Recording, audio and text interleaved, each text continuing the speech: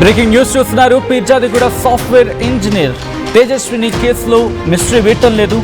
యువతి మృతిపై అనేక అనుమానాలు వ్యక్తమవుతూ ఉన్నాయి. ఒకటి కాదు, రెండు కాదు, దాదాపుగా డజన్ల కొద్ది అనుమానాలు వ్యక్తమవుతున్నాయి. బట్ దాంట్లో కొన్ని అనుమానాలు చాలా కీలకంగా మారుతూ ఉన్నాయి.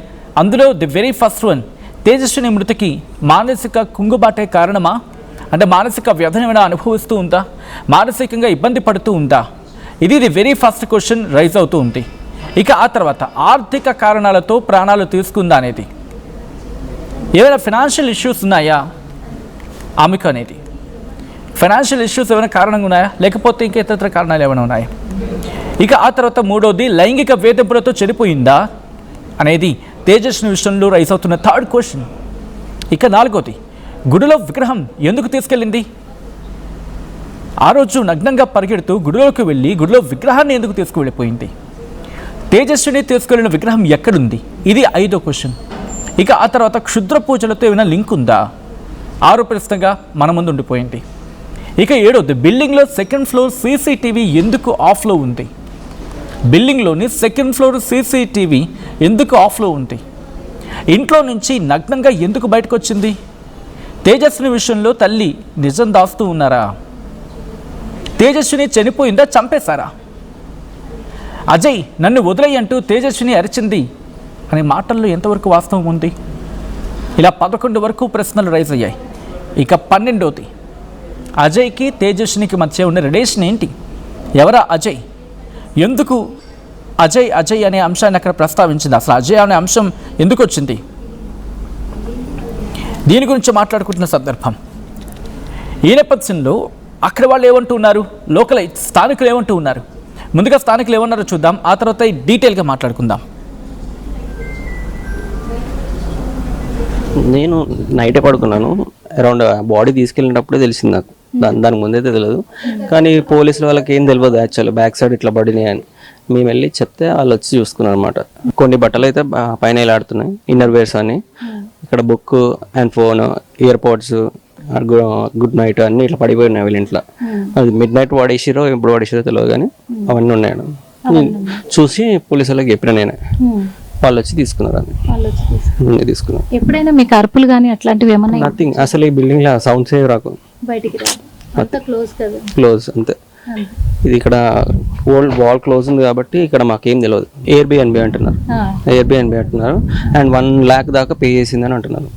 1 lakh దాకా పే చేసిందని అంటున్నారు. మేము అసలు షాక్ లో ఉన్నాం మేడం. ఫస్ట్ డోర్ అమ్మాయి మా డోరే కొట్టింది. మేము ఫస్ట్ ఫ్లోర్ లో ఉంటాం కదా, మా డోర్ కొడితే మా అత్తమ్మ భయపడి దొంగలు అనుకొని తీయలేదు, ఓపెన్ చేయలేదు డోరు.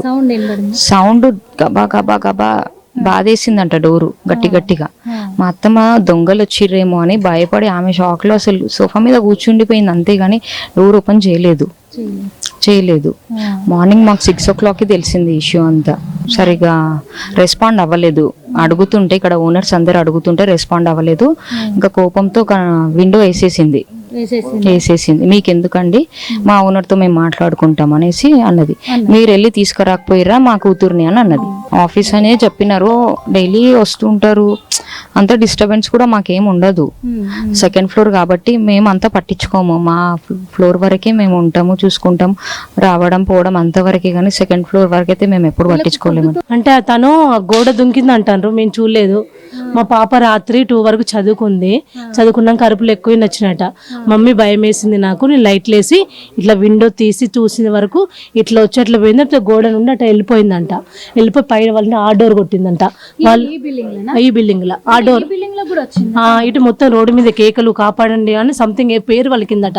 ఆ పేరు నాకు గుర్తులేదండి, తనకు తెలుసు ఆ పేరు ఏందో. తర్వాత ఆ డోర్ కొట్టిందంట, వాళ్ళు లేరు. ఈ డోర్ కొట్టిందంట, ఈమె లేదు. మళ్ళీ గేటు కొట్టిందంట, మా గేటు కొట్టింది.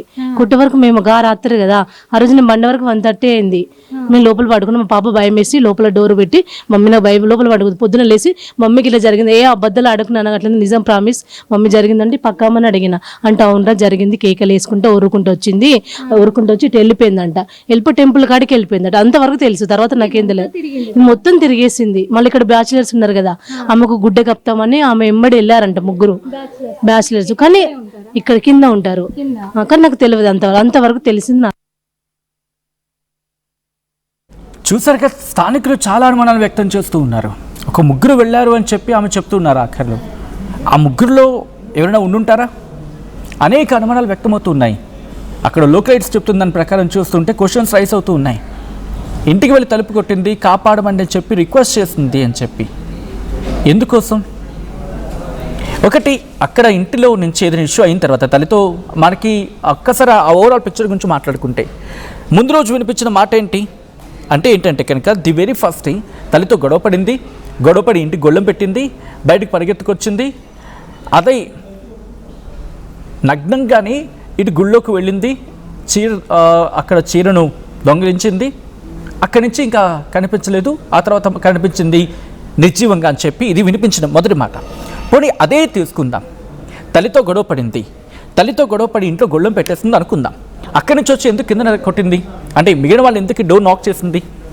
తలుపు ఎందుకు తట్టింది? వాళ్ళ తలుపు తట్టవలసిన అవసరం ఏముంది? అంటే తల్లి ఏమైనా బెదిరించిందా? లేకపోతే మానసికంగా ఏమైనా బెదిరింపులకు గురైందా? ఆ సందర్భంలో తల్లి నిలవరించే ప్రయత్నం చేస్తే తల్లిని పక్కన నెట్టేసి గొళ్ళెం పెట్టేసి భయపడిపోయి బయటకు వచ్చిందా? లేకపోతే ఇదే కాంటెక్స్లో ఎవరైనా వేరే వ్యక్తి కారణంగా తల్లి కూతుల మధ్య ఇష్యూ రైజ్ అయ్యి ఆ వ్యక్తికి సంబంధించి గొడవ పడుతున్నప్పుడు లేకపోతే ఫోన్లో ఉన్నప్పుడు అప్పుడు తల్లితో ఇష్యూ కాన్వర్సేషన్ జరుగుతూ ఉన్నప్పుడు ఆ కమ్యూనికేషన్ ఇష్యూ వచ్చి తల్లిని ఇంట్లో బంధించి కాపాడండి అంటూ బయటకు వచ్చిందా? ఒకవేళ అదే అనుకుంటే కనుక అదే సందర్భంలో ఆ మహిళ తేజస్విని ఎందుకు ఒంటి మీద నూలు పోగు కూడా లేకుండా అనే మాట వినిపిస్తోంది కదా, అంటే వస్త్రాలు ఏమీ లేకుండా అలా ఎందుకు పరిగెట్టుకుంటూ వచ్చింది? అసలు ఇప్పుడు ఏం జరిగింది? ఇది బిగ్గెస్ట్ క్వశ్చన్ మార్క్.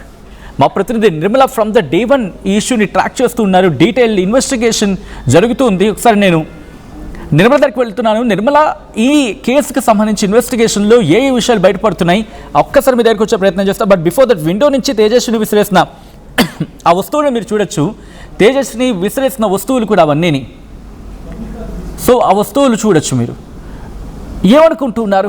మీరేమనుకుంటున్నారు కామెంట్ చేసే ప్రయత్నం చేయండి. అండ్ ఆల్సో కింద నెంబర్స్ మరి కాసేపట్లో లైన్స్ ఓపెన్ కాబోతూ ఉన్నాయి. అండ్ మీరు కూడా మీ అభిప్రాయాన్ని చెప్పచ్చు. లైన్స్ ఓపెన్ చేస్తూ ఉన్నాం. మీకు వస్తున్న అనుమానం ఏంటి? తేజస్విని మరణానికి కారణం ఏమై ఉంటుంది?